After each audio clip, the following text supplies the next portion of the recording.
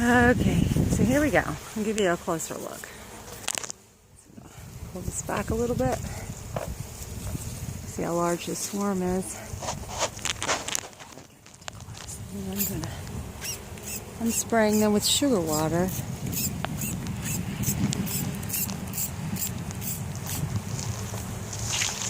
So that they're calm. You can see how close I am.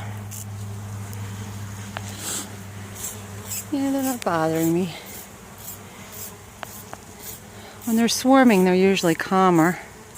So if you see a swarm, not to worry. Call a beekeeper and they'll come and get it.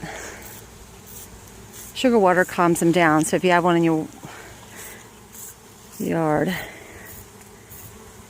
this is what we do.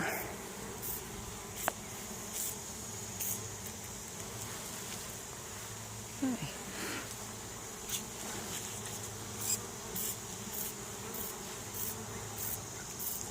That will keep them busy. Now I'm going to be putting them in this box right here.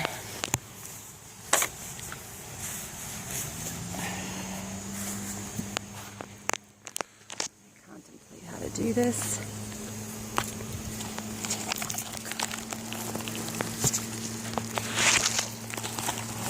Okay.